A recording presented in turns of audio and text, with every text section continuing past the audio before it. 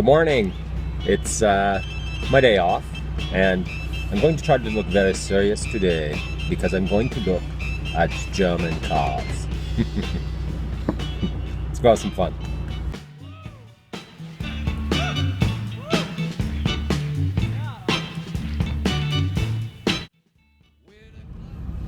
So I'm on my way to check out a couple of cars today. If my wife is watching, it's okay, it's a guy thing, don't worry. I've been looking lately at, well, before I begin, if you haven't seen, go see my last video because I put in an application for the Porsche Drivers Challenge. The driving challenge is put on with Patrick Long. He's a team Porsche driver. Check him out. He's done some crazy events. He's won a lot of, really cool races and participated in things that I think are everyday drivers would relate to. Things like Le Mans and 24-hour races, all that kind of fun stuff. But anyhow, if you... So the question a lot of people have asked is if you're going to buy one of these cars new. So for those of you who don't know, I bought my FRS. It's a 2013. I bought it used with super low mileage. The owners must have had it parked. It only had 13,000 kilometers. So what's that? It's probably less than 10,000 miles, probably about 8,500 miles. But if you were going to buy one new, and if you were going to buy one like this, so my car has every TRD option, lowering springs, I won't go through the whole list, the exhaust, everything. We've talked about this before. If you're going to buy this exact car today with the options, and you were going to throw in a set of TRD 18-inch wheels and then buy some new rubber, you're looking close to $40,000 in Canada. Just the list price alone is going to take you to 37, and that's leaving you with a TRD wheel, with a street sport tire. So you're probably going to have to go get another set of wheels, get some winter treads for winter if you're in a climate like ours. And so I did the reverse. I've got the original wheels, and I'm looking at buying some TRD wheels, 18-inch wheels, some wider rubber, some stickier grip, and I'm probably going to be $3,000 to $4,000 in by the time I'm done. So this is the question. You have your $30,000 to $40,000 range, and you want to look at other options. The most natural option, and my friend Chris Harris would probably agree, is a used Cayman. So a used Cayman or Boxster, most likely not the Boxster.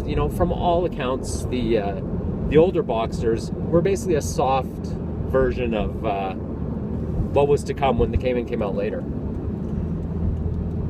So as far as age of a vehicle, between 2006 to 2007, you're probably looking at $30,000 for a used Cayman.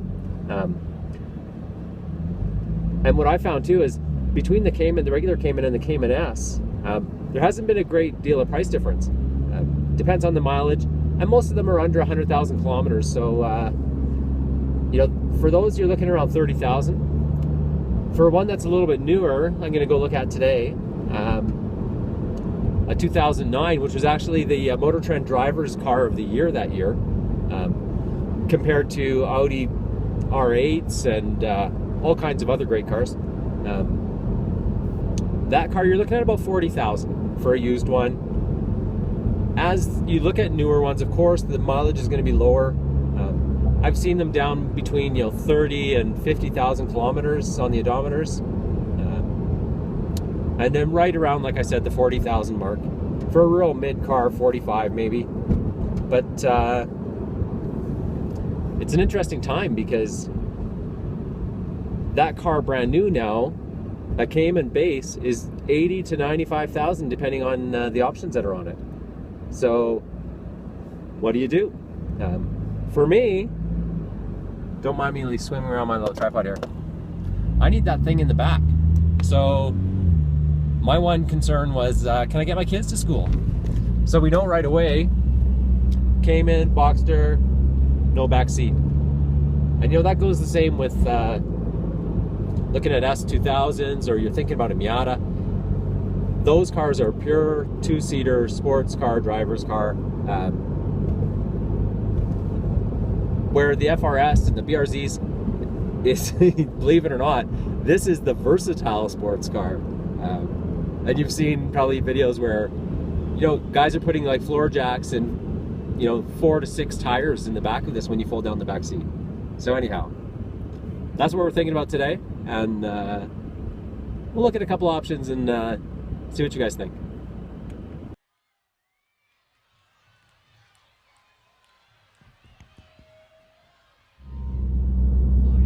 And just if there was any doubt, of course this is spurred on by the Porsche driving challenge. You know, I had to make a 30-second video of why they should send me to Germany and test a new car, you know, with Patrick Long along to give me some driving tips. And it took me back in time to a whole trip on when I was a kid, and the only cars I wanted were Porsches. So I'm going to do an extended version of that video that I posted that was 30 seconds. And so you can all see the real story behind me, and maybe where this love of cars started after my parents' Japanese cars. So off to have some fun today. Cheers.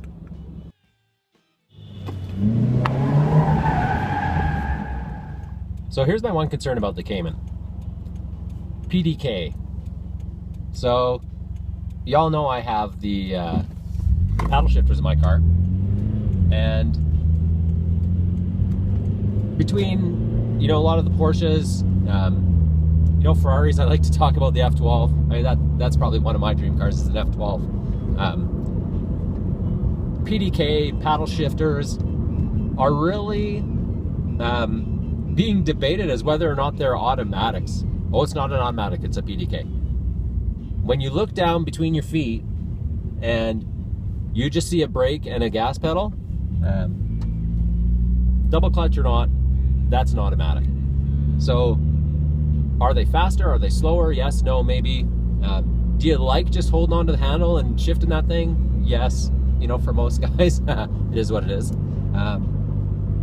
But the one concern with an older model PDK with the Porsches is that it is a real funky system if you haven't seen one. There's buttons on the steering wheel instead of a paddle like everyone else is, you know, all agreed, however they do that, you know, the paddle on the left is to shift down, the paddle on the right is to shift up.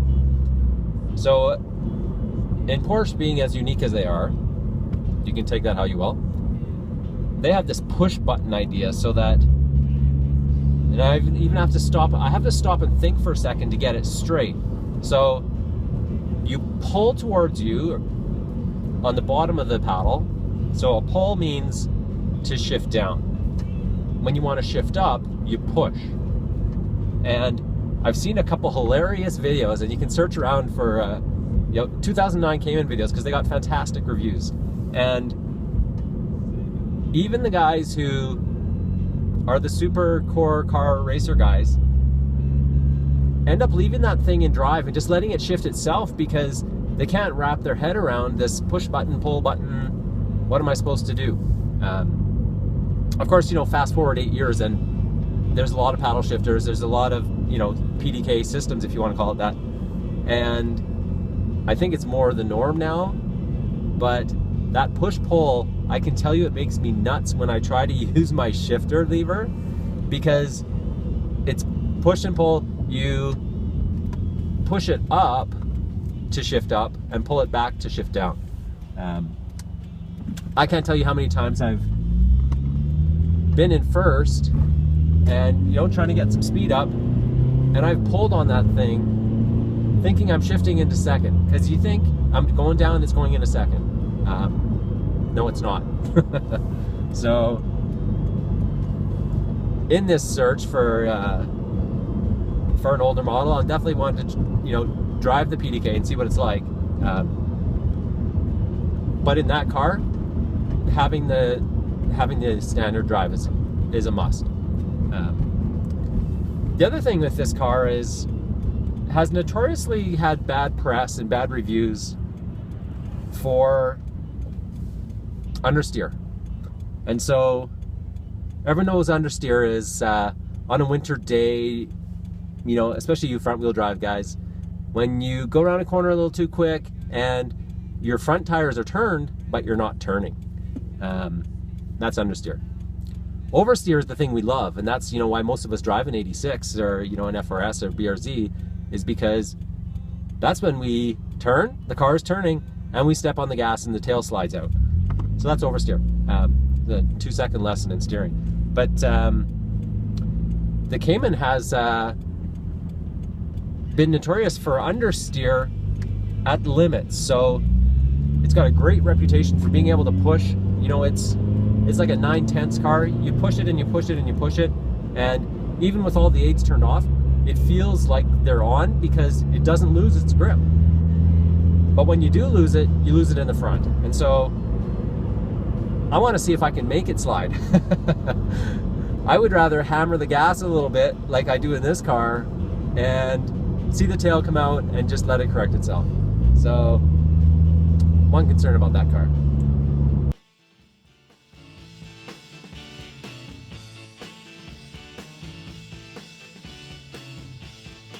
Now on the flip side, Caymans I'm looking at, depending on the year and the model, and if you get the S, we're probably looking at, you know, 250 to 300 horsepower. Clearly, power is not an issue, and that's a plus. So here's a funny story. So the car I was looking for today is at none of you will know what this is. It's actually at our local Lamborghini dealer. They just opened up, and first thing I see when I pull in, yeah, WRX STI. Hilarious. Really wanna stay here all night. All night.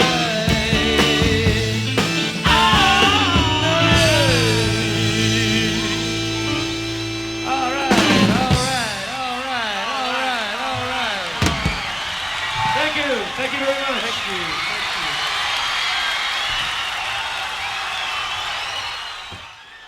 So unfortunately, with the car upstairs, we couldn't do a on-the-run test drive. But we're going to make an appointment and get back in there and get that car on the road. See you again soon. Stay tuned, subscribe, and keep watching. Thank you.